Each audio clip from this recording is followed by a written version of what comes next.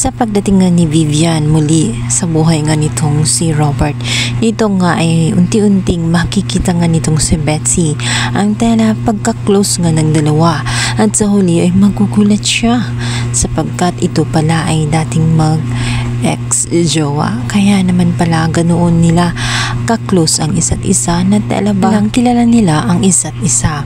Kung sila ay magkwentuhan, talabaga itong si Betsy ay hindi na nag-i-exist. Kaya naman naaasiwa na itong si Betsy at umalis na lamang.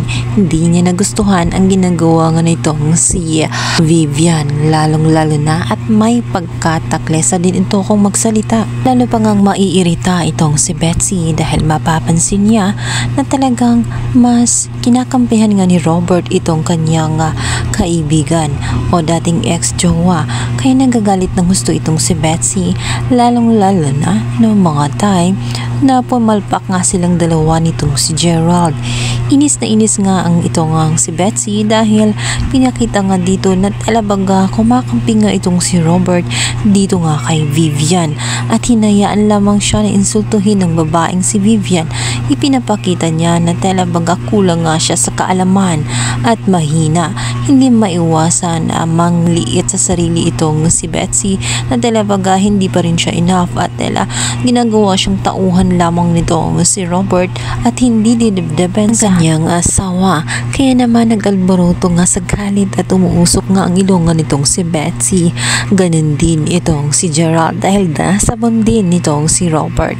Pareho silang galit na galit at inis na rin itong si Gerald pagdating nga dito kay Robert dahil maya't maya na lamang siya sinisita at talabaga lumalayo ang loob nilang dalawa sa isa't isa. Samantala, dito na nga sasamantalahin ni Betsy ang pagkakataon na pareho sila ng kalagayan nga nitong si Gerald. Ipaparamdam kasi ni Betsy na walang nakakaunawa sa kanya kundi siya rin dahil pareha sila ng sitwasyon. Mabubulag naman na sa tunay na kalagayan itong si Gerald. Ang hindi niya alam ay may lihim na plano nga itong si Betsy. Yun nga ay siraan silang mag-asawa at muling makuha dahil hanggang ngayon hindi pa rin nakamobo nitong si Betsy at nananatili pa rin ang kanyang pagmamahal dito kay Gerald at ang habol niya lang talaga dito nga kay Robert ay walang iba kundi ang kayamanan. Kaya naman nahihirapan siya kung paano pa iikutin ng tuluyan itong si Robert.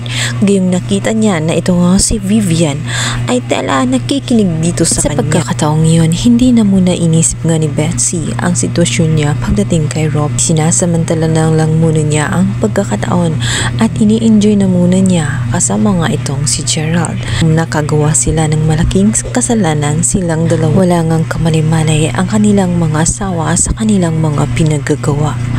At sinabi pa nga nitong si Betsy na kung ano mang nangyari sa kanilang dalawa ay kasalanan umano ng kanilang mga asawa. Sila ang nagtulak para gawin umano ang bagay na iyon. Talabaga, kinukonsinti pa nila ang kanilang mga sarili. Gayong may mga kakayahan naman sila na pigilan ang sarili, subalit mas pinili nila ang kanilang mga gusto. Bagay na malaking kasalanan pagdating nga kay Jenna at dito nga kay Robert. Samantala, hindi na mapakali itong si Jenna, lalong-lalo na at alam niya ang kanyang asawa ay galit at hindi siya mapalagay hanggat hindi malaman kung anong pinagagawa nga nitong si Gerald. Kaya naman naisipan niya na tawagan nitong si Maki upang manmanan ang ginagawa nga nitong si Gerald. At magugulat nga itong si Maki sa kanyang matutuklasan. Unang-una, napansin na niya itong si Gerald na lumalayo nga ang loob sa kanyang asawang si Jenna at bumabalik ang pagtingin dito kay Betsy at nakumpirma nga niya dahil muli niyang nakita itong si Betsy at itong si Gerald na magkasama.